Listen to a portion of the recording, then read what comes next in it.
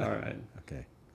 Welcome to the chambers in which Justice Coleman Arthur Blease has toiled for 27 years, setting the record as the longest serving justice on the Court of Appeal, 3rd Appellate District. I'm Art Scotland, the presiding justice of the 3rd Appellate District, and I've had the good pleasure of working with Cole here at the court for 17 years. Hard to believe it's that long since I came to the court in 1989. Cole, the Judicial Council's Appellate Court Legacy Project is undertaking an effort to compile documents regarding the life and times of the justices who have served on the court, and also to kind of get your insights on how the courts have changed over the years, how the court was in the early days. And ordinarily, we are taping justices who have retired, but I think you would agree that all your friends who love and care about you know that you've said you love this job so much that they're probably going to have to carry you out of here with your boots on, right? There has been one prior occupant of this court who was found dead in his chambers, so there is precedent. Okay. Well, we thought we better get you now because we know that many years from now you're probably going to still be at your computer working on some mental state issue, driving yourself crazy, and we thought we better get to you now. So, or the Supreme Court crazy. So, shall we get started? Sure. Let's do it. Okay. Wonderful. And before we get going then, what are some of your early memories of San Rafael? Oh, walking to school, riding bicycle, getting poison oak. There you go. Ready any time, and we'll just ask you, Justice, please to, I want to get my audio level, so give me your name and spelling your last name. My name is Coleman Blease. The last name is spelled B-L-E-A-S-E, like please, but with a B. Super. And sometimes, Cole, you drop your voice, so try to project. All right. Okay. Anytime you're ready. Cole, we always begin at the beginning, and let's do that with you. When and where were you born? I was born in San Francisco in 1929. October the 23rd. Exactly. So you are soon to be 77. Next month. And I can attest that you are still as vigorous and strong as ever, both in body and mind, right? Well, the body's a little doubtful. So you were born in San Francisco. Yeah. Can you tell us a little bit about your parents? My, well, the most important thing, I suppose, in terms of my following education is my mother went to high school and my father went to the 8th grade. But he had a job during the Depression working for the Federal Homeowners Loan Corporation, and so we were relatively well off during the Depression. But then he was hospitalized when I was 13 or 14. My mother had to go to work, and I did too as well. By then you had moved out of San Francisco, is that right? Right, we were in San Rafael by then. I went to school there from the 4th grade through the 12th grade. That was a pretty small community at the time, was it not? A lot smaller than it is now. Any particular memories that you have as a kid? Oh, you know, walking to school and spending time in the library, running on the cross-country track team, being in gymnastics, and for the most part liking school. You are known as a vociferous reader. Did that start at an early age? Very, I think quite early. I rode my bicycle frequently to the local children's library to begin with, and then the adult library. Is that something that your parents talked about? How did you come about your interest in reading? Oh, well, my father was very conscious of his lack of formal education. And he was from border state, West Virginia, had a southern accent at one time, I'm told, but studied to avoid it. And I can never remember his speaking without speaking in full and complete sentences. You could hear the punctuation. I suppose that was impressive. And my mother was equally interested in language to the extent that, you know, she could. Ran a small mimeograph shop and corrected people's writings for years when she was forced to go to work. What type of reading did you enjoy as a young boy? All kinds of reading. I was in a Boy Scout and an Eagle Scout and a Sea Scout, and read probably somewhat unusual things as a minor. Bowditch's book on navigation, histories of the Navy, and also all of the Zane Grey novels. I went during the summer to spend time with my grandmother, and as a visiting kid who didn't know the local kids in Carson City, Nevada, I went to the library and read anything I get my hands on, and there was a state library that was a block away, so it was convenient. While you were going to school, did you have odd jobs? Yes. What types of things did you do? Well, I spent one summer unloading a coal car and spending my time either unloading or in the bathtub trying to get rid of the coal dust. What are your memories of high school? Did you enjoy high school? I did, you know. You mentioned you were on some athletic teams. Were you ever involved in school government or anything of that nature? Yes, I was president of the senior class and spoke at graduation. Do you remember how big your class was in those days?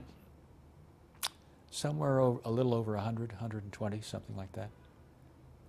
Did you get into San Francisco as a youngster very often? No. I was very much close to home, unless we went to Nevada.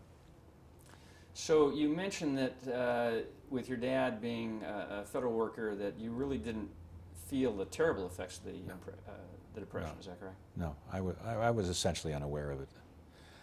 In subsequent years, when I attended 40th and 50th reunions of my high school class, they had wonderful stories about kids who were really badly off, and other families took them in San Rafael. I did not know that at the time. When you were in high school, did you think about college early on? Oh yes. The lack of education of my parents made it very high on their agenda that I go to college. And so I can never remember when I was not urged very strongly to go there, either by my parents or by teachers and others. In fact, when I went to University of California, I was the only one from my high school to start there as a freshman. Mm-hmm. I think one or two came over subsequently. Had you always thought about going to UC Berkeley? I'd never thought about going anywhere else. I mean, it was available and cheap. In fact, when I started, the tuition was $35 a semester, and I borrowed the money from the university, paid them back $5 a month. Where did you live in those days? In basements, rooming houses, ate at the co-op, moved around. Did you have any jobs to help get along? I worked for the entire 8 years I was an undergraduate in the law school. What are some of the things that you did? Oh, I hashed. I worked in frying hamburgers. I had a job as a guinea pig in a high-altitude test chamber. Anything I get. I worked one summer trailmobile riveting aluminum trailer bodies together. I'm very curious about this being the guinea pig. How in the world did that come about? Well, they had a job service at the university. You go over there and sign up, and they called and asked whether or not I wanted to be a guinea pig. It wasn't as bad as it sounded. They put you in a chamber, and then they told you they would take you out if the pain got too large. Great. So did you make it to the end? I did. Tough then as you are tough now, right? What years were you in Berkeley? You graduated from Berkeley undergrad in '52, right? 52. Can you tell us a little bit about what the school was like back then? Well, I started in 1947, and because I was looking at the possibility of getting a good job when I got out, I spent 3 years in the School of Electrical Engineering. The place was absolutely jam-packed with returning veterans from the Second World War. It was a very exciting place because it was composed of a lot of older people who had been all over the world and had experiences that I couldn't even imagine. And when I ate at the co-op, I sat around listening to the political discourse of people who had been a lot of different places. And I guess that's what ultimately encouraged me to get out of engineering, which was a rather dour place. Although interesting. I mean, I always had an interest in science, and to this day. But it really wasn't for me. And when I decided to get out of engineering, which was the end of the third year, I took some aptitude tests and finally settled on the law. Actually, was interviewed by Frank Newman, who was, as you know, a Supreme Court justice, and you know, he encouraged me to get into school. At the time, he was on the faculty? He was then on the faculty at Bolt. How did you happen to be interviewed by him? I don't know. He probably was assigned to do that. So in those days, when you applied, you would actually go in and speak with a member of the faculty? Yes. Yeah. You indicated that you had a lot of discussions about politics in government. I know that you're very interested in politics.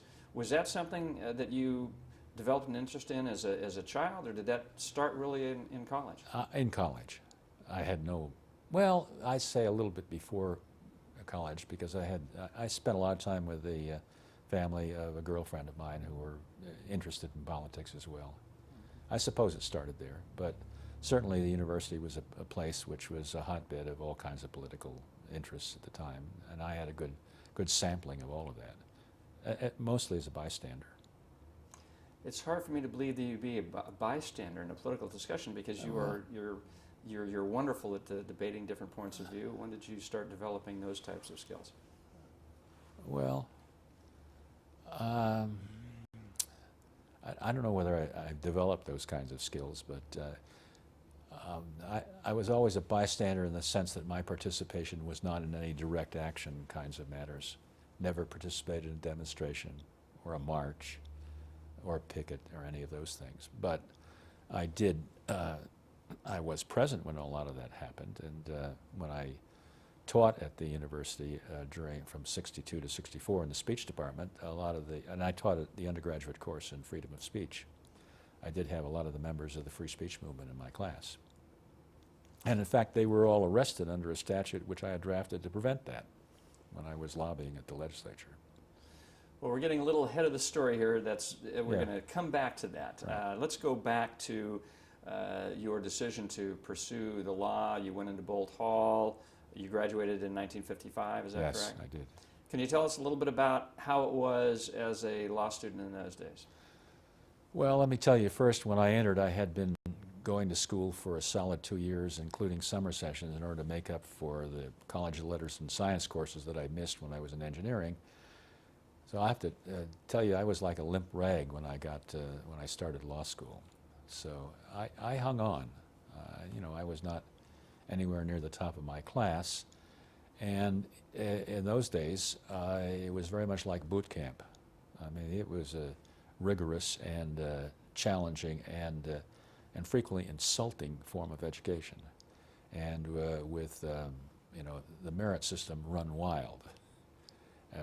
People were, I always thought, were seeking to gain an advantage in the order of graduation. And I didn't care for that. In fact, I was always, through the whole thing, somewhat unsure about what I was going to become. I wasn't clear about becoming a lawyer until some years after I graduated. Really? Mm-hmm.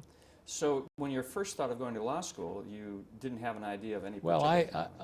I was motivated by you know, cause matters, and really was thinking very much about civil rights and those kinds of matters. And I frankly didn't see what most of those courses had to do with it. That was something I had to learn later, and I regretted not having paid more attention. Although there was a great advantage to all of that, in that when I graduated, nobody invited me into a large firm where I might have carried a briefcase for many years. Instead, I volunteered for cases, and one of the earliest cases I had went to the United States Supreme Court. And I got a lot of experience that I would not have ever gotten in any large law firm. You indicated that you were interested in causes. What about your upbringing or what influences in your life caused you to be concerned about those issues? Well, you know, my mother was always the kind of person who was helping out older people, and I was dispatched frequently to mow their lawns and to help them do odd jobs around their houses.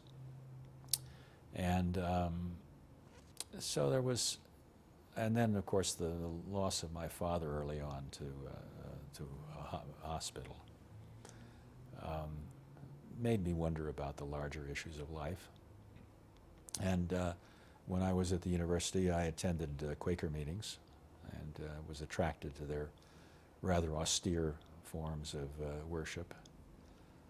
And I was a member of the meeting. In fact, my second job out of law school was to lobby for the Friends Committee on Legislation at the legislature. What was your first job out of law school? Well, for almost a year, I had a job writing oil and gas leases for a mining engineer who had oil wells in Bakersfield. How did you feel about that type of work? It seemed uninteresting to me, I'll tell you. How did it come about that you began working for the Quakers and doing their legislative? Well, they were looking for a paid lobbyist, and I both had a law school education and was an attender at Friends meeting. So I was a good candidate. In fact, I was probably their only candidate, to tell you the truth. So I was their first paid lobbyist in Sacramento. Let me go back for a moment. I remember you telling me a story about after you took the bar and the results came in and you were to be sworn in, you were unable to attend one of your swearing-in ceremonies. Tell me I was about that. unable to attend the swearing-in at the federal courts because I couldn't afford to give up a half-a-day job. I was driving a truck.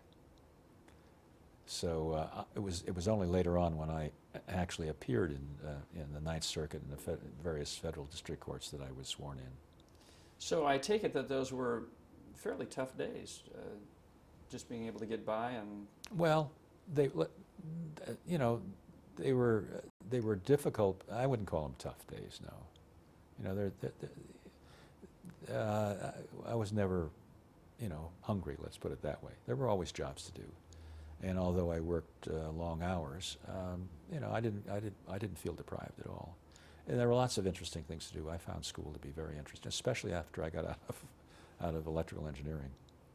And I found the courses that Jacobus Tenbrook taught, and I found him absolutely wonderful. It really only takes one really interesting person in your educational career to really start you off. And I suppose he was the one that really interested me in the law school. He was blind. He was the first chairman of the State Welfare Commission, which I think was abolished because of him. Wrote marvelous articles on the Civil War amendments, particularly the 14th Amendment, books on the incarceration of the Japanese during the Second World War, all of which I read. Wrote lots of interesting articles on welfare, historical legal articles, much of which dealt with the development of the common law in matters such as welfare law, tracing it back to the Elizabethan poor laws in the 1600s, which was an introduction to sort of the history and development of the law, and to find out that many of those early principles from 1600 were still at that time in the law of California. It's since changed very much, and much of it has sort of constitutionalized. It's interesting that you were fascinated by the development of the law, and then you actually went to the legislature as an advocate. This was in 1957, is that correct? Yes. That was a part-time legislature at the time, was it not? It was. Can you tell us a little bit about how you began? Had you ever appeared before the legislature before? Were you familiar with how the legislature worked? No. How did you prepare for that? Well, I didn't. Actually, they drove me up there and dropped me off. And I had no idea what the legislature was about. And walking toward the Capitol the very first time, they had fertilized all the lawns, and it was really, I said, if this is symbolic, this is unfortunate. But I got there with some very interesting people there, including Philip Burton from San Francisco, and John O'Connell, John Knox, and others. And I discovered something very early on. As you walk down the hall, I found out that the committees all seem to be named after the principal lobbies in the legislature. Oil, gas, and mining, agriculture, labor, all seem to be dominated by a particular kind of lobby. And it didn't take too long to figure out that if you wanted to have an impact, what you wanted was a committee of your own. And in 1958, we got one. It was then called the Criminal Procedure Committee, which was composed of people, I'd have to say, greatly interested in civil rights and civil liberties matters. And from there on, it became apparent that the question of how well you did was in part a strategic and tactical question.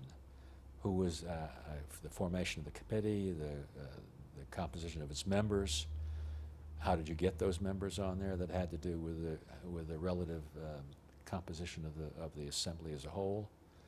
It became clear that if you wanted to stop legislation, although there were 120 members altogether in the legislature, that with one committee you could stop it with 4 members. So the Criminal Procedure Committee fulfilled that function, and by and large functioned in that way throughout my entire tenure, which was in some 17 years. Am I correct in understanding that you had some great influence in the fact that that committee was actually formed? Oh, yes. How did that Well, come about? let me say what influence is. You have to find members of the legislature who will do the work for you. It doesn't take very many if they're well positioned, and it so happened that people who had the same interest as we did were very prominent in the Democratic Party at that time. Not that there weren't quite a number of moderate Republicans also at the time. The composition, I think, has changed somewhat since then. And I was always concerned that there be a balance which included Republicans and other people on those committees. I guess that's an interest that also stems from your general concerns about the composition and fairness of matters. It's not just a question of dominating anything, it's a question of influencing people. So here you're a rookie. You're going there on your first day. You don't really know much about the legislature. What did you do? And you mentioned that knowing the right people and working well with people is crucial to your success. How did you go about developing those relationships? Go and talk to these people. And if you find people who are interested in the same things you're interested in, that's a fairly easy thing to do. There may not be a lot of them, but if they're well placed, they can become critical in the whole matter. Who are the most influential legislators that you work with over the years? I'd say Philip Burton, Jack Knox, many others. John O'Connell, who was the one who actually was critical in forming the Criminal Procedure Committee. You initially, did you focus mainly on laws relating to criminal law, free speech, that sort of thing? Well, there was the civil rights cases, which turned into the civil rights laws, the Rumford Fair Housing Act, the Fair Employment Practices Act. There were lots of criminal law matters because of the development of the exclusionary rule and all of the aftermath of that. Later on, it branched out, including things like the Rumford Act. And when later on I represented also social workers, welfare laws, and the like. It's my understanding that you actually had a hand in drafting some of those key pieces of legislation. Oh, yeah, many hundreds of bills I had a hand in, or a piece of. The 1538.5 dealing with the means of raising issues of search and seizure. I drafted the savings clause and the preemption provisions of the state constitution during when the Constitutional Revision Commission was operating. And my favorite, and perhaps it looks like the simplest, was the placing of the privacy provision in the state constitution. One word. And I have to say, I think I thought of the idea. And Ken Corey was a good friend of mine, and then in the assembly, later on he was controller of the state, and he carried the constitutional measure, put it on the ballot. One of the interesting things about ballot measures emanating from the legislature is that the author, no matter how many words are in the piece of legislation, gets 300 words to explain it. So you put one word in the Constitution, and you get 300 words to tell you what the one word means. So the 300 words on the privacy amendment were actually drafted by Anthony Amsterdam, who was then professor of law at Stanford.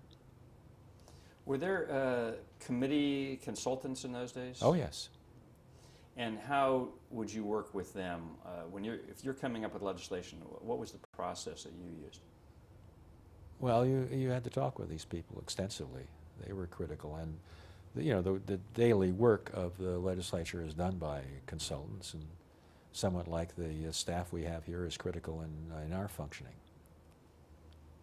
You were a legislative advocate not just for the Friends and the social workers. What were some of your other clients, so to speak? American Civil Liberties Union of Southern California and the Social Workers Union. You did this from 1957 till the early 70s? 1974. Any particular other fond memories or funny stories about things that occurred in the halls of the legislature? I didn't take it as funny. And the things which were amusing, I'd prefer not to comment on. Very wise. Shows your good judgment, Cole. Yeah. Well, in 1974, there was actually before that, you had formed a law firm, did you not? Yes. Originally, how were you originally, before you formed your law firm in 1967, were you kind of working on your own? How did that go? Well, I was teaching from 62 to 66, and I was being paid by the ACLU. Tell us a little bit about the teaching. Well, I taught in the speech department. This was in Berkeley? In Berkeley. When I started, Jacobus Stenbrook, whom I'd taken the classes from, was chairman. And he was set out to create a kind of specialized liberal arts college within the liberal arts college. So he had hired not only the typical kind of rhetoricians, but he had hired psychologists, historians, and lawyers. He liked lawyers. He was a lawyer himself. And that's how I got in there. I taught initially the undergraduate courses, the first year courses, which were substitutes for the English requirement, early great books courses. So we got to read Plato's Dialogues, Freud and Darwin and Marx and all kinds of interesting people. So actually I was getting a very good education at the time, and since the students there were all very bright, I was the beneficiary of all of these bright students. In fact, I suppose you'd have to say I've been the beneficiary of very bright people for my entire career. One of those individuals, you joined a practice with in 1967. Yes. Who is that person? How did that come about? Well, Larry Carlton, who's currently a federal district judge. Larry had been chairman of the ACLU Lawyers Committee in Sacramento, so I knew him before we moved to Sacramento. But when we moved to Sacramento in August of 1966, I didn't have anything at that moment to do, and it always bugged me that when I wasn't working. So I came down to the law library here, introduced myself to the law librarian, and said there are a number of things I'd like to research, and could I have access to the library and to the stacks where they had legislative materials.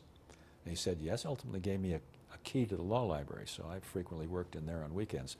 But one of those days I met Larry, who was working in the law library, and we sat down and talked on the stairs actually outside the law library. And he said he was unhappy with his association. I said I would like to start up a law practice, but I had no money. And if he would open an office, I'd maybe come up with $50 a month to put my name on the door. And that's how we started. Well, then the social workers came and asked me if I'd like to represent them, and they said they had no work. I said, that's fine, I have no clients. So it was a perfect start. And very shortly thereafter, they came to me and told me that they were going to go out on strike and asked me if it was legal. And I said, not yet. And they said, well, don't tell the members, because we're going to go out on strike, which they promptly did, and then they were promptly arrested for picketing, illegal picketing. And that gave us our first major cases. And they started arresting everybody who picketed, and as many as 80 of them, I think, all told. In fact, the person who caused their arrest was the former presiding justice of this court, Robert Puglia. Was that the first time that you had any dealings with? Oh, no. I'd met Bob when he was on the Superior Court and appeared in front of him a number of times, and criminal cases. So I knew Bob, and this was when you actually were opposing him. Was he in the DA's office? he was the chief deputy attorney, district attorney. In fact, Hugh Evans was chairman of the personnel committee of the county, and he caused the firing of all of my clients. So. And you Bob, later served with Hugh on this court. Right. Bob arrested them. Hugh fired them. And you freed them. And I freed them. Right. So I knew these people quite well before I got here. We'll talk a little bit about Bob later, but I'm just Yeah. curious, when you, on this particular case, how was he to deal with in that case? Oh, Bob was always easy to deal with. Bob, was a marvelous person, as you know, highly knowledgeable about the law, and, we always, and an exceedingly friendly person. So the fact that we were on opposite sides never affected our personal relationship, and it was always, very straightforward and interesting relationship. But Bob had a rather different view than I did. In fact, I can tell you, you might be interested about how N. Ray Berry, which was the case that went to the Supreme Court and which caused the freeing of all of them. Berry, I didn't know, but he was one of 3 people who were picketing outside the county building when I was returning from appearing in the arraignment court, which is around the corner then. And I didn't recognize them, so I knew that none of them were social workers. And I saw the police car coming, so I saw a friend on the corner and gave him my card and said, would you give this to the young man there? And I had an aversion to being arrested myself, I have to tell you that. So he went over and gave him the card, said, tell him to come to my office after this, because he's about to be arrested. We will have him bailed out in an hour or so, and then come over if he'd like to be a test case. And then that's what's happened. He came in, and it turned out his mother was a social worker. But we got a wonderful test case which showed the overbreadth of the restraining order that applied to people who weren't social workers. It also applied to almost anything, because the social workers got very inventive. They were carrying blank signs, and signs like Snoopy likes a clean sidewalk, and they just arrested everybody. Did you have any influence on what type of science they No, I carried? didn't. I wished I had. I thought they was really clever. They provided an absolutely wonderful test case. Blank signs and non-social workers. You did most of the legal work on that case. Well, those cases. Larry and I did the legal work on it, and I brought in other people on it. When it made it to the United States Supreme Court, you're probably the one that should have argued that Well, case. that case didn't go to the United States Supreme Court. Oh, I that was an misunderstood. earlier case dealing with the statute regulating the receipt of mail from Iron Curtain countries. Heilberg versus Fixa was a companion case to the very first case that adjudicated a strict application of the First Amendment, that is, applying it to a congressional enactment. Never had happened before the early 1960s. And That was one of the cases I volunteered for with the ACLU of Northern California. That made it to the United States Supreme Court. did. Did you get to argue that case? No, I did not.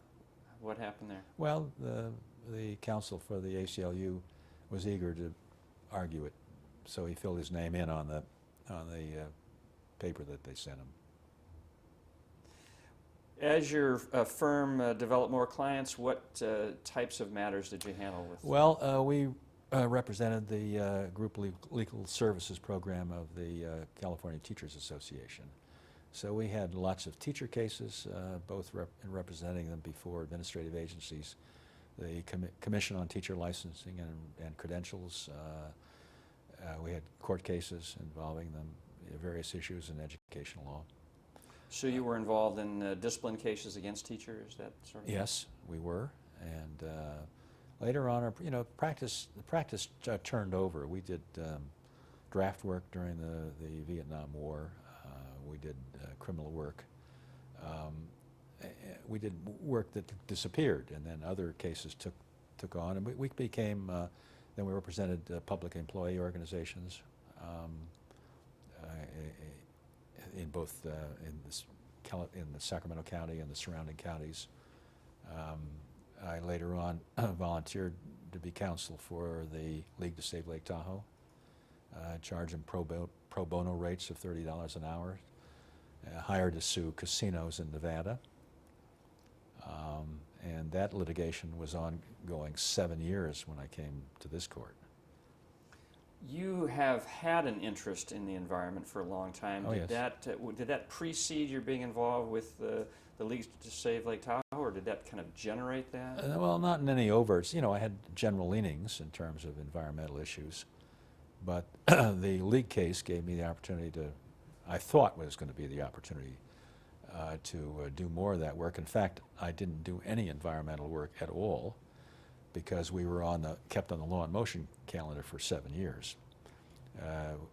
We ended up in the Ninth Circuit 3 times before I came here on dealing with 2 major issues of federal question jurisdiction, one involving the compact and the other involving the land use ordinance, which was the principal enforcement mechanism for the compact, and another one obviously dealing with venue because we had sued the casinos in Nevada in Sacramento District Court.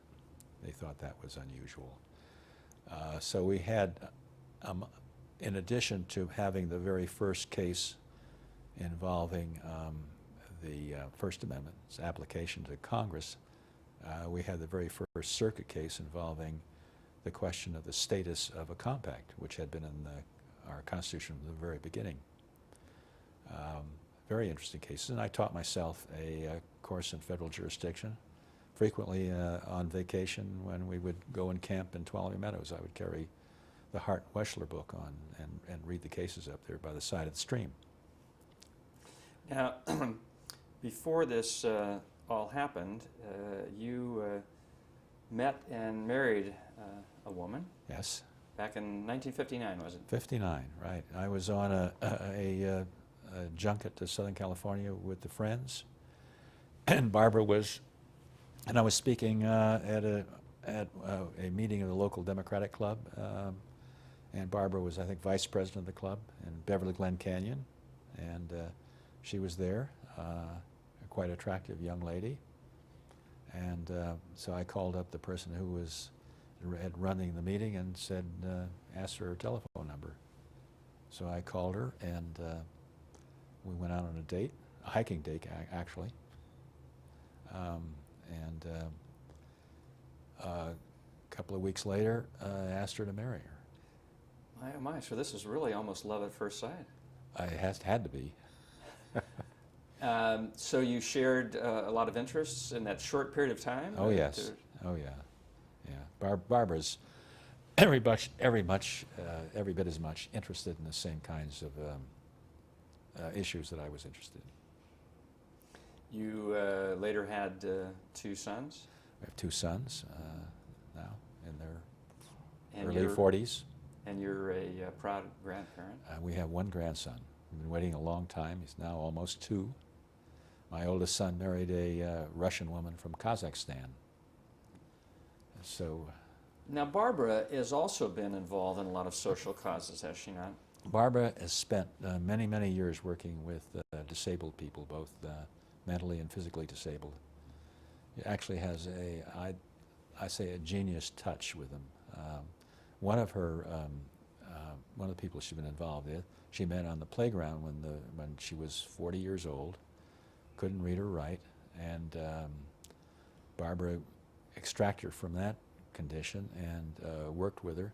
She later became on the first President Bush's commission on the disabled, was a member of that commission, traveled to Japan with Barbara to speak. Doesn't read or write, but is a marvelous stump speaker.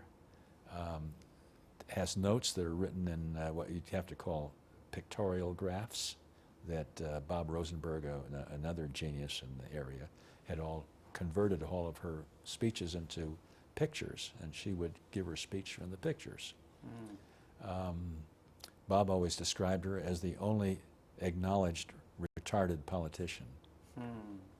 So it sounds like you and Barbara have been a great match. Oh yes, I think so. And I take it she was supportive in those early years as you're... Very much so. I had, say, hardly a penny. And when we married, I moved myself and all of my belongings, which only occupied a part of a Volkswagen Bug, to Southern California. Mainly a couple of clothes and books. Where did you live in Southern California? We lived in Beverly Glen Canyon in a shack, a plywood shack. It was all plywood, including the shower. You could hear the leaves drop on the roof. But it was in the woods, so it was very pleasant. How long were you there before you... We were there a little over 2 years before we moved to Berkeley. And so you were in Berkeley for a period of time? We were in Berkeley for 4 years, and we were in the adjoining county for another year before we moved to Berkeley. This is when you were teaching there at the time? Yes. So we were... Did the job at the legislature bring you up to Sacramento? Oh, yes. And where did you initially settle in Sacramento? Well, we rented apartments, and when we were in Berkeley, we would come up here for 4 days and do an apartment, and then go back to the house on the weekend and do the laundry. At some point in your practice with Larry Carlton, that changed. He was appointed to the Superior Court, right? Yes. He was appointed to the Superior Court. By that time, Governor Brown was elected, second Governor Brown. Fortunately, friends of mine were in the governor's office. So Larry was then appointed to the Superior Court, and later to the Federal District Court, partly as a result of the fact I also knew the United States Senator from here. My contact with the legislature proved to be very fruitful for my subsequent career, and Larry's career, also Richard Gilbert's career, because we had 3 members of our 7-member firm went on the bench. Did you have any judicial aspirations at that time? None. I mean, I thought it would be crazy for anybody who was doing what I was doing to aspire to the bench. I was total an accident as far as I'm concerned. Yeah. Really? Well, I want to get to that accident, but before Yeah. we get there, when Larry left, what did you do with the practice? When Larry left, I ended up with all of Larry's dogs. I mean, I had to... You're talking about dog cases? Dog cases, yes. You're right. Yes. I spent a lot of time liquidating his cases. And then the firm carried on, and then I ultimately dissolved. Before I came here, I ultimately dissolved the law firm. By that time, I had obtained, my practice was developing. I was represented the superintendent of public instruction on cases, the post-Serrano cases, the second phase of the Serrano cases. Represented the county of Placer in litigation involving Squaw Valley. Represented legislators who were the subject of investigation by the Federal Bureau of Investigation. Represented lawyers who were involved in disciplinary hearings before the Bar Association. It was sort of an odd lot practice, and of course the League to Save Lake Tahoe and others. My history is totally unusual history, I think. You've always been interested in politics. Did you ever think about running for political office? No. Why not? My two experiences with running were disastrous. No, I mean on the bench. You know, I can't. Other than advertise, I had very slim pickings when I was put up for election, re-election here. You mentioned that becoming a judge just kind of happened. What led to that? Well, what led to it is it did occur to me after I found out that one of my close friends was the governor's effective appointments secretary, Tony Klein. The notion did occur to me rather quickly. Another friend of mine who worked in the governor's office, Paul Halvonic, also was a good friend of Bill Newsom's, who was a close friend of the governor's and, you know, a subsequent member of the First District Court of Appeal. So all these people were in close contact with the governor and could inform me about what my chances were, which were at the beginning slim because he did not think I would ever be confirmed by a commission. How did you happen to get to know Tony Klein, Paul Halvonic? Well, Halvonic and Klein and Dimitris Agratellis were all members of Jerry Brown's carpool when he was working as a clerk in the at the California Supreme Court. So that's how they got to know the governor. And how did you get to know them?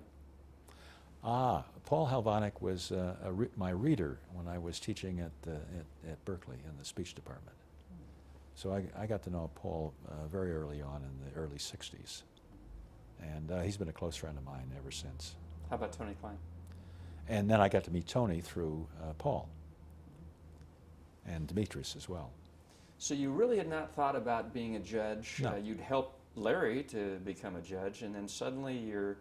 Well, I helped Larry as soon when a person that I knew. I also had done things I have to tell you for Governor Brown when he was Secretary of State. For the person who became governor, Jerry Brown. I'd done work for him. My friends had encouraged me to do that, some legal work for him. So, what type of legal work did you do for him? You know, I've forgotten exactly about. I don't recall exactly. So you'd actually met him then, Jerry Brown? Yeah, I do remember one of them had to do with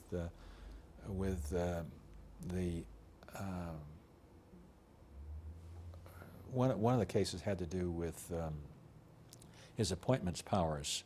He was out of state, and the lieutenant governor then was a Republican, and sought to appoint members to the bench. Mike Curb. Yes, Mike Curb when the Armin Arabian, right? Yes, yes. So you advised the president. I did some legal work on that matter. Now you mentioned that originally your chances of becoming a judge were slim because the governor's office was concerned that you might not be confirmed. Right. You're talking about an appellate court judge. Had you ever thought about being a trial judge? Not really, no. Why? I hope this won't be seen as arrogance, but I had a very interesting practice. And so if you want to compare jobs, my practice was more interesting than Superior Court. And I knew what happens when you go on the Superior Court. You're going to have to spend time in grade, and that would have been, 2-3 years or so. I didn't want to do that. What appealed to you about the notion of being an appellate judge? Well, I had done a lot of appellate work, as you know. I had cases in the U.S. Supreme Court, Ninth Circuit Court of Appeals, Nevada Supreme Court, First District, Fifth District. So I'd had 35, 40 appeals, and including a good number of test cases and a good many cases that were here. So I liked that work, and I liked writing briefs. I liked appearing in the courts of appeal. That was a natural, and I knew what the job was about, and I knew virtually all the members of the court here. In fact, I did know all the members of the court here, and the clerk's office, and the Supreme Court clerk's office. So it was a very comfortable fit for me. So what was the circumstance that led to some concern on the part of the governor's office that you might not be confirmed? Well, 2 out of 3 members were Republicans to begin with. And one of them, the Attorney General, was not very fond of me because... The panel was Chief Justice Roseberg, Right. Attorney General George Duke-Majan, Right. and then Bob Pulley, who was the Yes, presiding right. justice of this. So the critical question mark was whether Bob was going to vote for me. Was it pretty much a given in everyone's mind that the Attorney General would probably vote against you? I think they probably assumed that. Mhm. You know. Was this because of your involvement in legislation that he Yes. was pushing? Yes. Yes, I had been on the other side of a number of pieces of his legislation, and I think he saw that other than that was my job, you know. So what all went into this process of deciding to go forward to this court? Well, I was being informed by my friends in the governor's office about the likelihood of my being appointed, and they told me don't apply until we tell you that it's going to be accepted. And so I was informed that I was probably going to fill Burt Jane's seat when he retired. When he was scheduled to retire in December of 1978, and my expectation was that I wasn't going to be probably appointed until after a woman and 2 minority members were appointed. But those numbers changed somewhat, and I was led to believe that I might fill Burt Jane's seat. And then Burt Janes did not retire because of an investigation of the Chief Justice, then Chief Justice. And that was very upsetting for me. And I had a sailboat at the time, went down, spent a night on the sailboat, and said, look, get your head out of that noose. And it took the one night. In the morning, the ducks were floating around in the bay, and I had a good breakfast, and it was all over. I came back and started the practice, said if it happens, it happens. If it doesn't, it doesn't. I have an interesting practice anyway. And then about several months later, I was working as usual on a Saturday. I got a call from Tony Klein, who was in the governor's office, and said, Governor has agreed to appoint you. Can you come over? And I said, I'll be there in 2 minutes. I think I made it in a minute. And this was in around May of 1979? Yeah, right. Was there some uncertainty at that point in your mind as to whether you'd get through the commission? Oh, yes. Right. I told my wife, do not come with me down to this hearing because it could get fairly nasty. As it turns out, Presiding Justice Pulley voted aye. He did. And do you have any insights as to how that came about? Well, it has to do, in my mind, with Bob's character. Bob said that his function was to determine the competence of a person who was to be appointed to this court, and I'd known him for a long time. We've been involved with cases, and he had no doubt about that. So I am the beneficiary of a very interesting and person, and one with whom I had very close relations on this court for many, many years subsequently. I know that the two of you were very good friends. On political views, you might have not seen eye to eye. We were 180 degrees apart on most political issues, but I think we agreed on many, many legal issues. There were very few issues that we disagreed with, and I think Bob was partly responsible for me being on a number of very highly interesting cases, including all of the water cases on the eastern side of the Sierra for many years. One of the things I respect about you, Cole, having worked with you for 17 years, is that I'm convinced there are a lot of opinions that you've signed that you sure don't like the result, but you understand the limited role of a judge and what a judge's function is. Oh, that's exactly correct, and that stems from from two sources. One, when I was at the legislature, I learned a lot about legislation and the functioning of the legislature. And with that, plus an interest in the constitutional background of this country, very interested in the separation of powers notions. And the question of statutes is absolutely critical in the separation of powers, because that's the locus of most of the, or where most of the issues arise, is separation of powers. In my view, the legislature proposes and we dispose, but we have to dispose in the light of the legislation.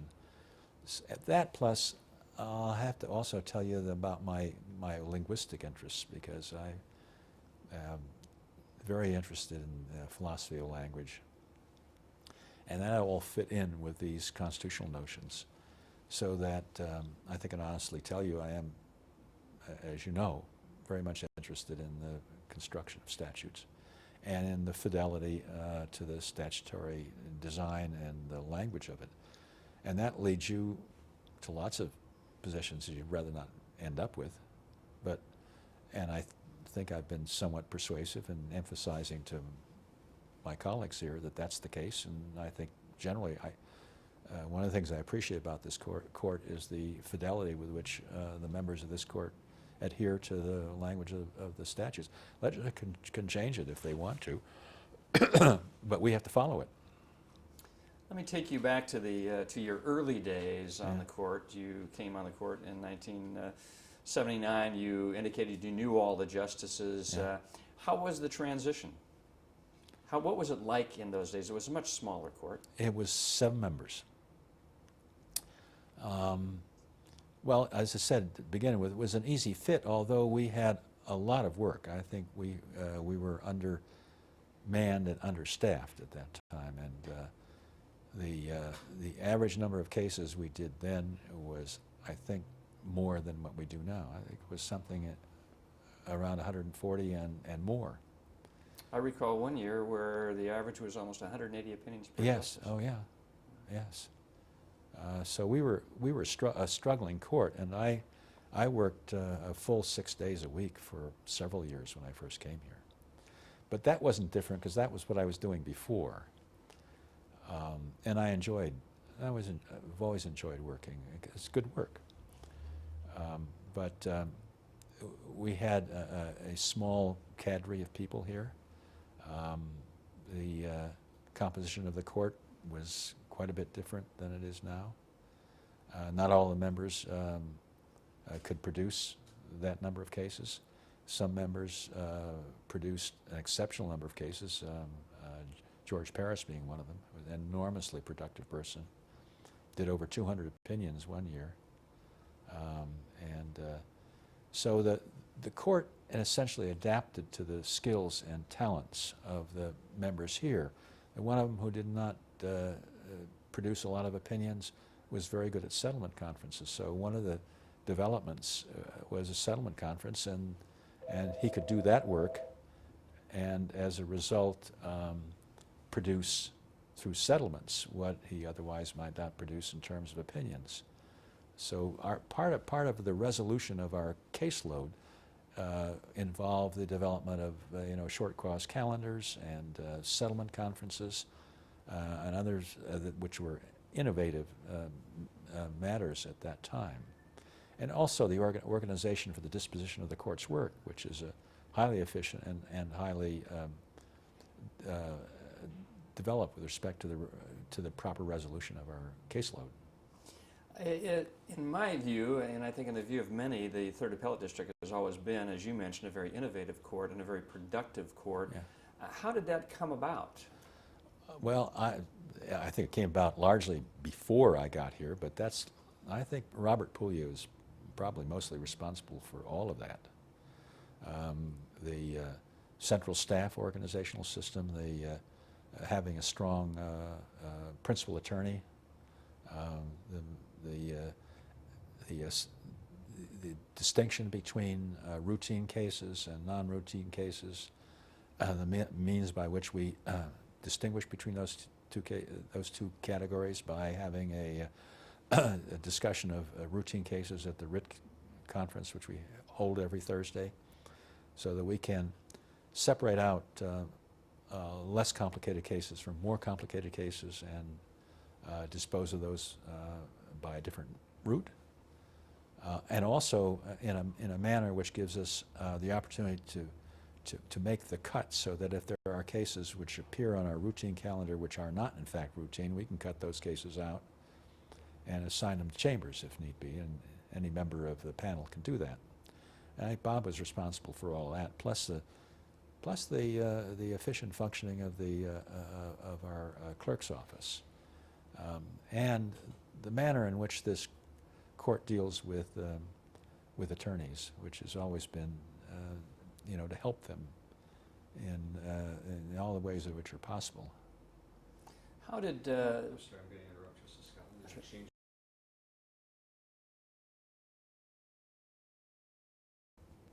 I'm ready to go. You attribute many of the aspects of the management of this court to Bob Puglia, but how was he as a leader? Was he did he do it all himself, or did he bring the court into these decision making? Bob was a Democrat with a small d. He involved the members, I think, in most of the critical decisions of the court. He understood that a functioning and healthy court had to involve the members and make sure that they understood what was happening. Not all of them were interested, but many were, and he made sure that that occurred. And so we had courts, as I'm sure you know, are rather interesting institutions.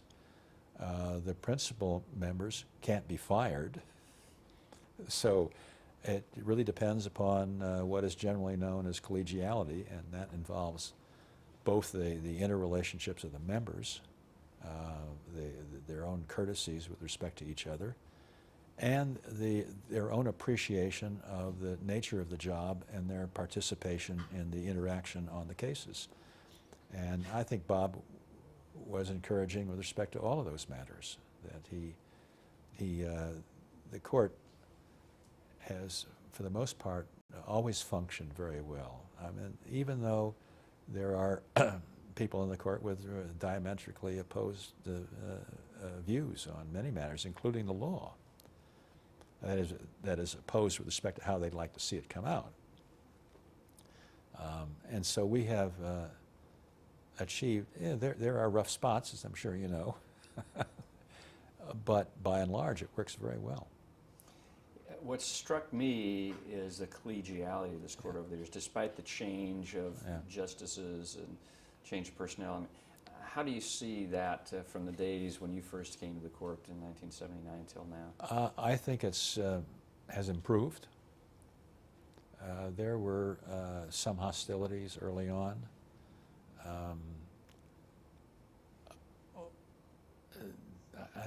Partly of a political nature.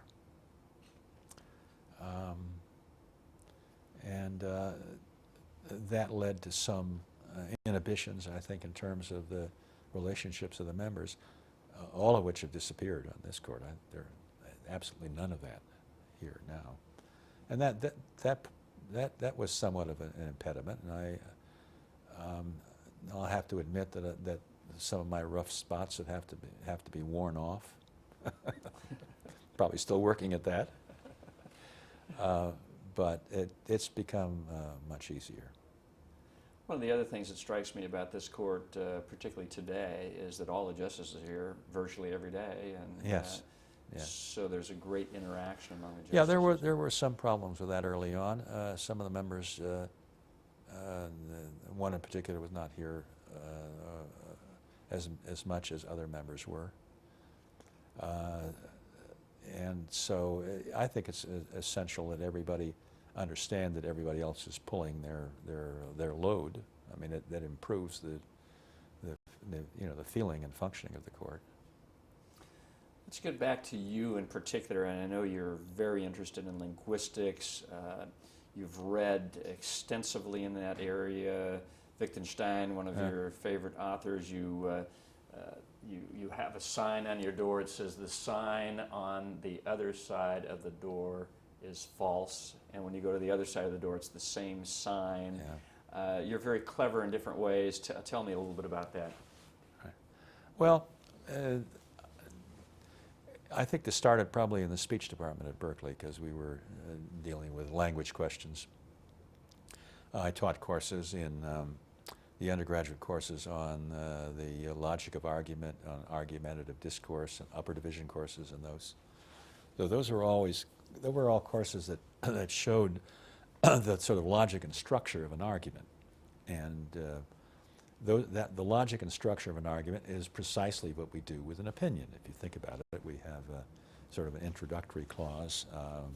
We have a statement of the facts. We have a statement of the law. We have a conclusion. And the logic of it, all those ought to be related to one another. That is, the facts should be only those facts which are appropriate for the legal issue to be resolved. The legal issue ought to hone in on the facts which are necessary to the resolution of the legal issue, and the conclusion ought to be related to those as well, so that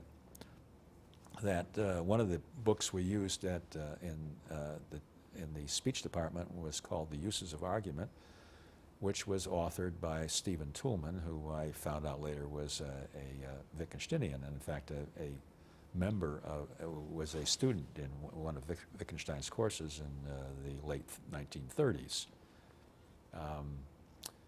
I didn't realize that this little book, which was basically on understanding that there's more than one logic. It's not just mathematical or modal logic, but there is a logic of each kind of discipline. There's a logic to the way we go about resolving legal questions. There's a logic in terms of how physics operates. There's a logic in terms of, say, history.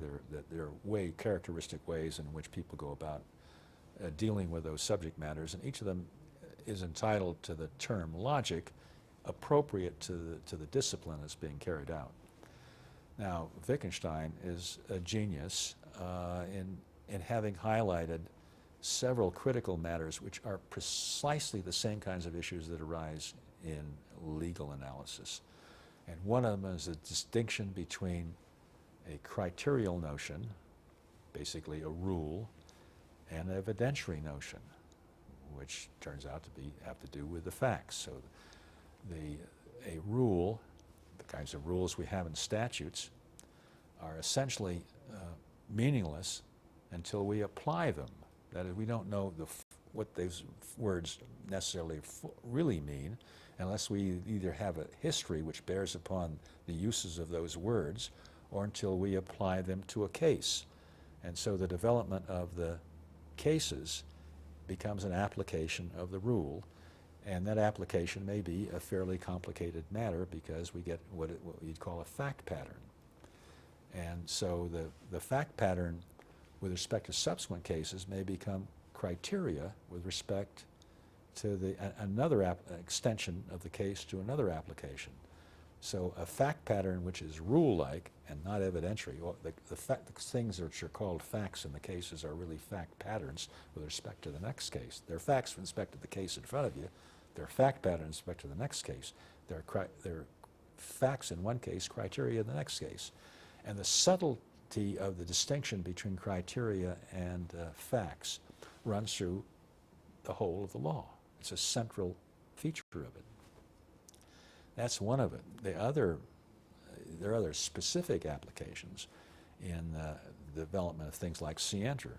I mean, I was always puzzled for a long time about the distinction between intention and desire, which sounds like a philosophical question, which is also a legal question, for a long time until one day I was reading a little Wittgensteinian tract by a disciple of Wittgenstein on intention, and I was reading it at the Lyle Fork of the Tuolumne River while we were camped in Yosemite, Tuolumne Meadows. Barbara was dipping herself in this freezing water, and I'm sitting under a tree reading this dense little tome, and I come to an example which turns out to be an example of what you call oblique intention. And oblique intention, ordinary intention is, in the law, intention to do an act. Oblique intention is the distinction between desiring the outcome and where you know what the outcome is. The key example being if you put a bomb on a plane to get rid of your spouse for the insurance money, you will kill the spouse and everybody else on the plane. And you can't argue that you didn't desire to kill everybody else on the plane. You're on the hook for that. That's called an oblique intention because you are held accountable for intending the known precise consequences of your act. So the distinction between an intention and oblique intention is that line. It looks somewhat like recklessness, but isn't, because recklessness is a known risk, not a known outcome. So you can parse intention along the lines of intention, oblique intention, recklessness, and negligence and strict liability, and classify. I think those are all of the major categories of culpability which run through the law, both in the civil and the criminal side of the law. And having those notions in mind are important in being able to resolve lots of language questions. The other side about this, the Wittgensteinian matter, is that he's always said that all of these questions are in front of us. They're not in the head. That is, the meaning of language is not psychological. Otherwise, it would be quite mysterious how we communicated with anybody. So language is always public. Language is. We may have other things going on with us which are not public, obviously, but language is, and therefore for language to function, the people have to understand what it is, and so you have to have, the language has to be public in the sense that we both know what we're talking about. And that's not in the head, that's in the language and in the experiences which give rise to language. We learn language because we do things. Kids learn to kick balls and have relations with people, and their understanding of those relationships grow out of those experiences.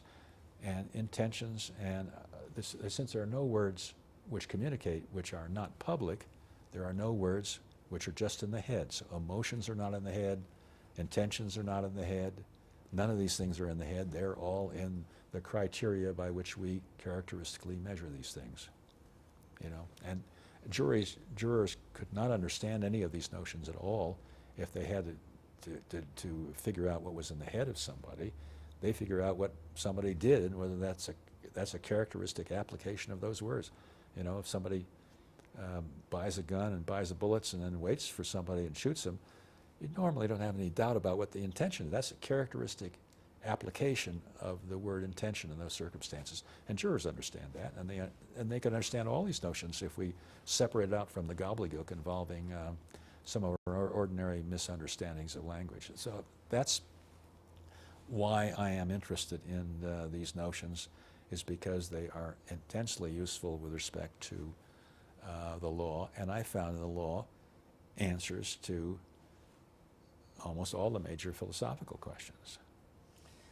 And because of that, of your thoughts in that regard, I know that you particularly enjoy issues relating to mental state, yes, which we get quite frequently. Oh, yes. And then, of course, statutory construction, which is an yes, area yeah, that you're very... And I've had some real disagreements with the Supreme Court in the way they approach these matters. That, you know, the distinction between specific and general intent, for example, you know, they're both species of intention. The question is intention about what? And the distinction in People v. Hood between intending an act with doing an act with the intention of accomplishing something else by the act, which we ordinarily call specific intention, and general intent, in which we don't intend something further by the act. But the statutory question is, what's the act? You have to know that first.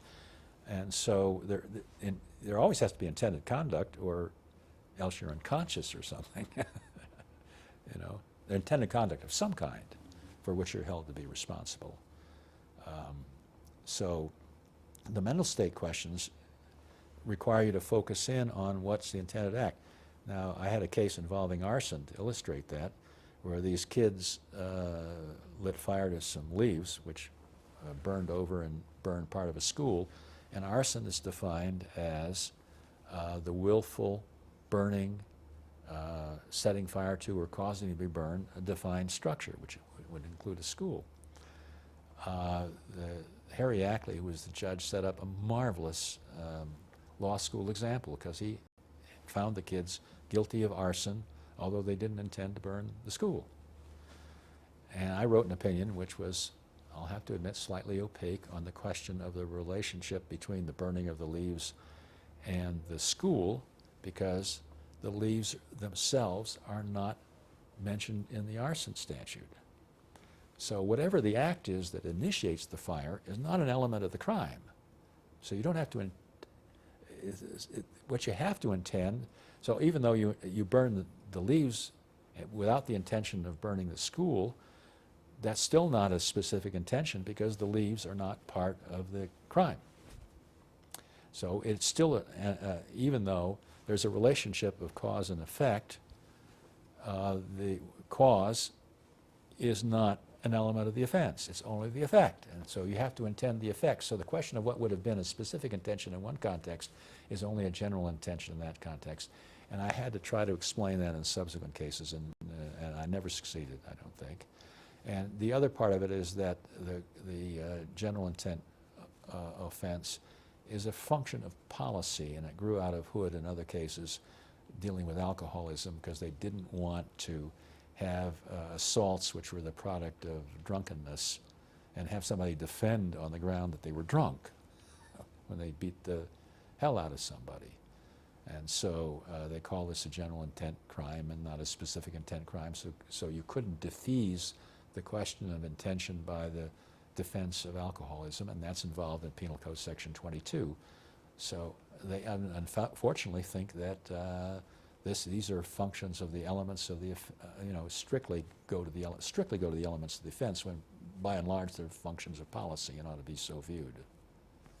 Aside from your great interest in mental state issues and from statutory construction, there are a few other, you've done over 3,000, probably pushing 4,000 opinions now, Yeah. with hundreds of published opinions. I know there are several that you are very fond of, and one of them is the California Trout Inc. versus Superior Court, Department of Water and Power of Los Angeles. Yes. Tell us a little bit about why you feel that's one of your important pieces of work. Well, it's important for a couple of reasons. It dealt with a major environmental issue, which was the status of Mono Lake on the other side of the Sierra. It dealt specifically with the tributaries to Mono Lake, not with Mono Lake generally, pursuant to a statute in the which act is it? One of the acts, Fish and Game Code, that required a dam within the district that within which Mono Lake existed, that they release enough water from the dam to take care of the fish below the dam, which includes, I think, 4 separate dams in that area. And the streams from several of those dams had all dried up because they were taking all the water out and using it for Los Angeles. So it got into that statute had been enacted passed in 1935, I believe. And this case arose in the 1980s. And there were lots of interesting procedural issues involving vested rights and latches and issues like that.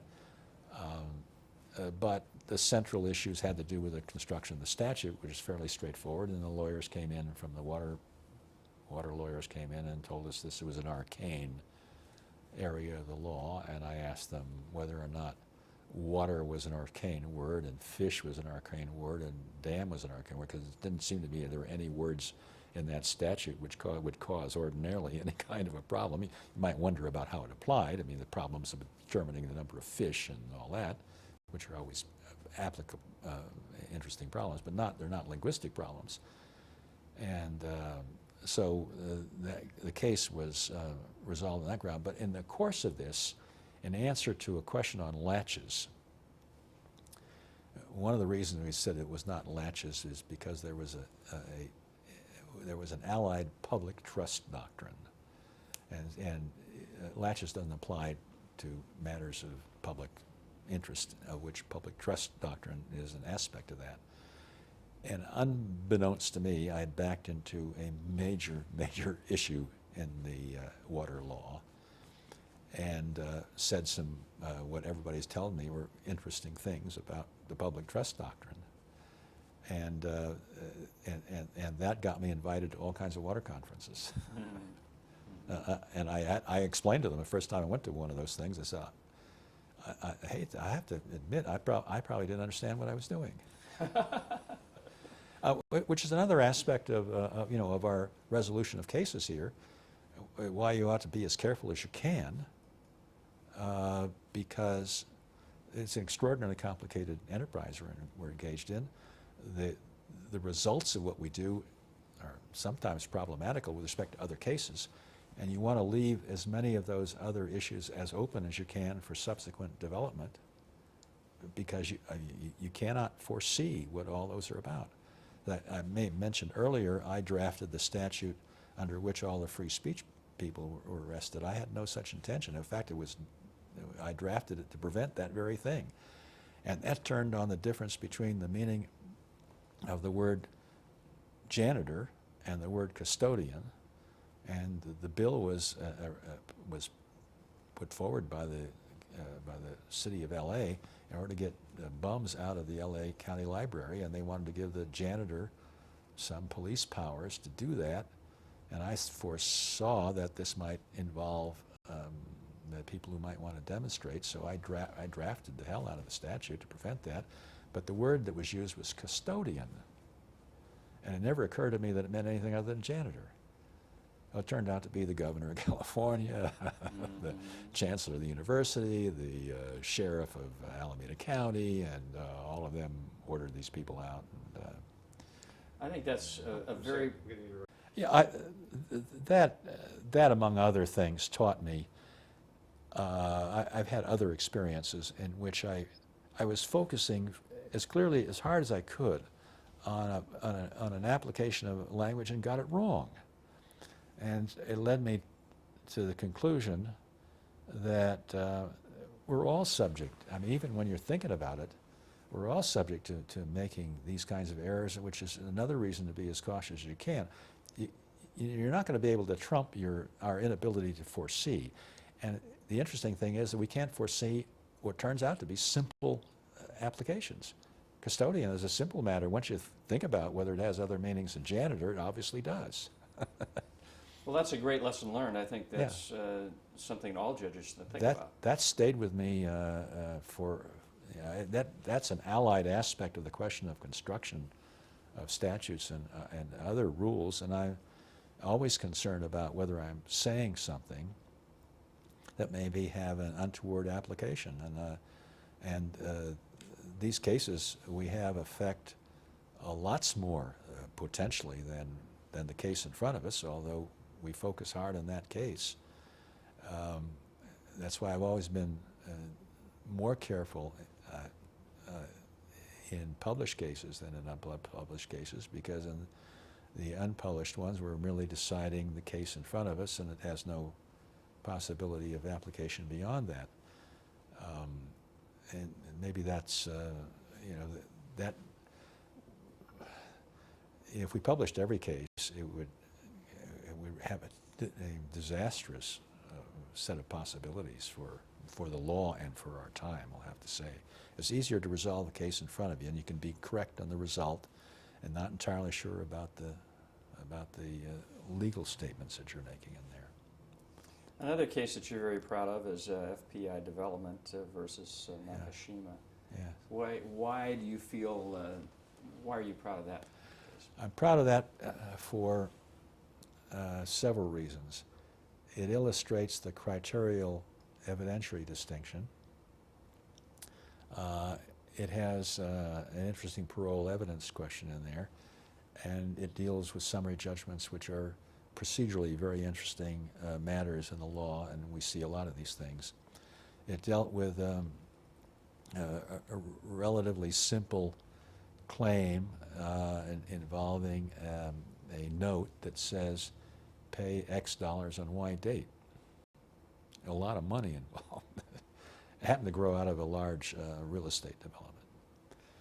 And so the question of you know, Y date passed and they didn't pay X dollars and now they wanted the money.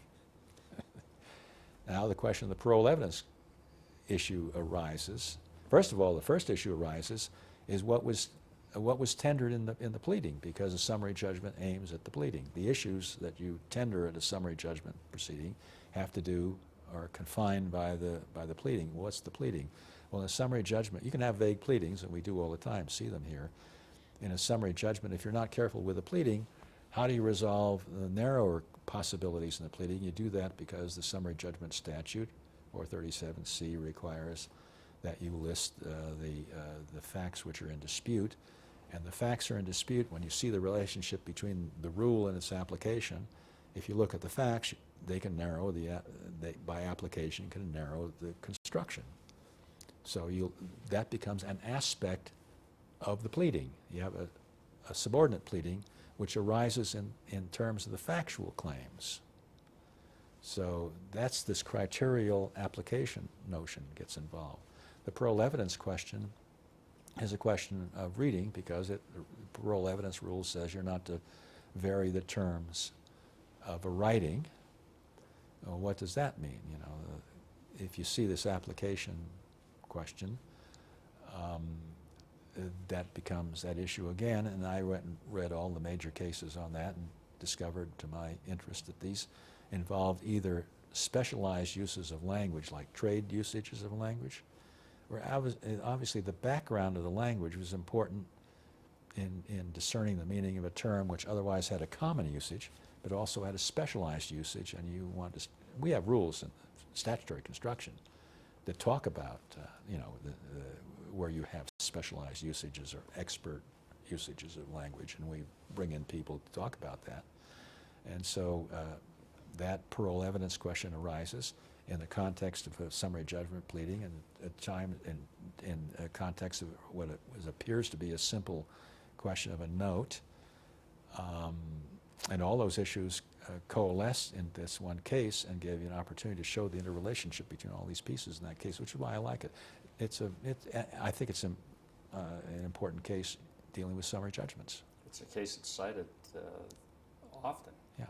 One of the things you said as you were talking about this case, well, one thing that I love listening to you is that it's apparent that you just love the law and you just really enjoy getting into these issues.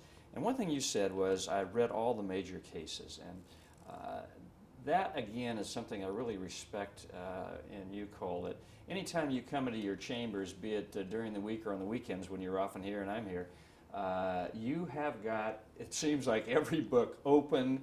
You really do get up to your elbows on these cases. How important is that to you? Well, it's very important. I have to tell you, it's not every case, because that would be quite impossible. We have lots of routine cases.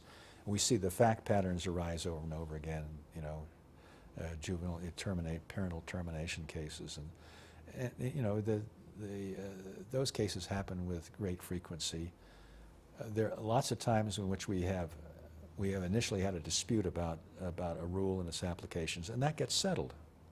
Once it's settled, we don't dispute it anymore. That's gone, you know, the contests over the exclusionary rule have developed over time, and arguments I would have made 20 years ago, I don't make anymore. You know, they've gone the other way or whatever, and they're settled. We don't argue about them. So, but those issues still get raised, and those are a lot easier to deal with. And then we have, of course, Wendy cases, which are undisputed cases, in which, so those all get disposed of rather quickly. And then there are cases, I'll have to admit I do cherry pick, that there are cases which are interesting because there's some procedural aspect or some other aspect of the law or some novel area of the law that I don't know anything about, which warrants spending a lot of time. And so there's a distinction between spending a half hour on a case and 500 hours on a case. Mm-hmm. And I once spoke to the new attorneys general in California, I asked them how many of them had had a 1-hour case, and they all raised their hands. I asked them how many had had a 500-hour case. None of them raised their hands. I said, how do you know you have a 1-hour case? That, there's a grading question. So the separation out of the wheat from the chaff is an important function. So the cases I spent a lot of time on are the ones that I have selected out for treatment. And this also has to do with your relationships with your staff. We rely heavily on our staff, and they're a wonderful staff. Without them, we could not do this. And so we all have a leg up on it when we get a draft. And so the initial task is to determine whether or not this is an adequate treatment of the case. And if it is, I don't do much with it. I go over it. But sometimes in the course of the editing, I start at the front, and then issues, thoughts start to occur to me. And then I look that up, and then I get more into it. And sometimes this case metamorphoses, and what case I was going to do very little out turns out to have been entirely changed. Sometimes it's a brand new case. Between that and cases which I get because I've written memos and end up with a case, I don't give that to the staff. I just do it myself. So I write. What you're referring to there is if you have someone else's case, Right. An author, and you Right. disagree, you write a memo, and And you then take it over. I get another vote, and then in that case, I pretty much end up writing it myself. So I probably write a fairly complete opinion at least once a month.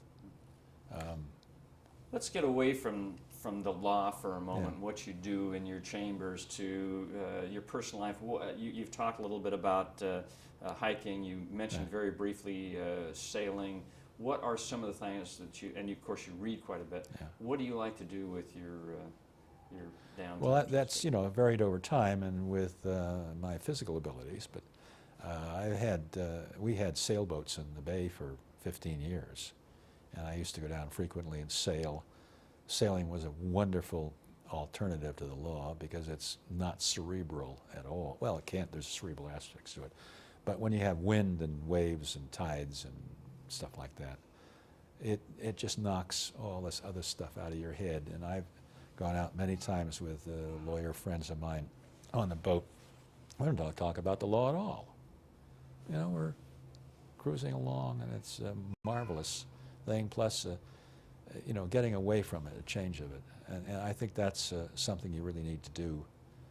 The hiking part of it is another part of it. When I went to Berkeley, I was 17 years old when I went from San Rafael to Berkeley. I entered this monstrous school. I didn't know anybody. I had been led to believe at the school, because they were very kind about my abilities, not knowing how much there was. And so I was led to believe you could learn a good bit about the world. And I walked into the library at the University of California. They had 6 million volumes there, and I said, forget it. Everybody is ignorant about almost everything. And so everybody has a little spot in in this universe of knowledge. And so you have got to be choosy, and probably one of the major questions in anybody's life is about your ignorance, not about your knowledge. I mean, you have to be ignorant about some things. You have to choose those as well, or the rest of it apart from your knowledge is your ignorance. The other thing about it, was that I had no financial resources to speak of, the clothes on my back. For years I was putting, cardboard in my shoes. But I always loved to read. Obviously 6 million volumes is more than you're going to get through in a lifetime. I also like to go to the mountains, and I said to myself, there are 2 things which you really like to do that will never change in your life, no matter how much you have. And that's true to this day. And to this day, those 2 things still are a major occupation. We just got back from Tuolumne Meadows, where we stayed in the tent camp. Beautiful days, freezing at nights. It's getting a little long of tooth for this, I'll have to admit. But still, the beauty of it, and it's just refreshing. And by and large, don't talk about any of these things when they're there. We just enjoy it. And I know the third thing that you love to do is judging. Yeah. Any particular parting thoughts on the role of a judge, or what advice you would give to a new judicial officer? Well, let me start with what Bob Puglia told me early on. He said, you know, people come here new to judging. They always have a background. They have beliefs, you know. And what happens over time, if you really want to do the job well, is you begin to recede. He described it as almost sort of shrinking into the woodwork. The job you have is so different from the job you had. My former partner, Larry Carlton, on the bench, after some years of both of us being on the bench, we were at lunch one day. He said, "You remember this issue that we used to argue all the time?" I said, "Yes." Stupid, wasn't it? You know, our perspective had changed. It necessarily must change. Our job has changed. And our job is to fulfill the functions of judging in a legal system which has all of the things we, you know, normally understand and say about our fairness with people, our willingness to understand the sides of an issue, the diligence with which we pursue those goals. And I think attention to those things is what causes us to change over time. And I came from, and Bob did as well, we came from sort of diametrically opposed belief systems. But which is what we shared, was this common commitment to judging. And there's an integrity which goes along. There's also a relief. I think there's a relief in not having to pursue an issue on behalf of a client, which is trying to pursue an outcome. Our outcomes here are not a specific outcome, although we may be interested in one, but it's a specific resolution of a case, which always has, you know, specific posture and facts come up to us in a certain way, certain statutes which limit the range of possibilities. And it's in the adaptation to a case in that posture, which is critical. When I was teaching at Berkeley, I would hand out assignments dealing with one of the great books and give them a specific question and say, now read this and answer this question. They write it, and then we grade that. And then the next assignment would be the same subject matter, different question. And they would come back and say, this is a different book. No, it's the same book, different question. The law teaches you about that you can, you know, your perspective of this will change depending upon your position. And the judge's position is a critical position, and when you assume that mantle, it looks different. Well, Cole, I have to say we haven't always agreed, but it's just been a delight and real pleasure to judge with you. I've learned a lot from you. I learned a lot from you from day one. I learn a lot from you every day, and it's really been a delight and pleasure to talk with you. Well, let me respond to saying the same thing, because one of the things that Bob didn't do was all the outreach programs of the court, all of our involvement with the counties and with lawyers and with all these other groups that you've done, and that's a marvelous development for this court. And it is it's critical in the law. Our relationships with the public and with our constituents, the lawyers and other people who come into the legal process, is critical. And the more we do this, the more they understand what it's all about. And I think you've been largely responsible in doing that. For that, well, I'm I couldn't grateful. do it without the full support of you and the other justices of this court. It's a pleasure being at the 3rd Appellate District, and it's a delight. I look forward to working with you in the years ahead. I'm looking forward to a lot of years. Thanks, Cole, for sharing your thoughts. Thanks. Right, bye-bye. Excellent.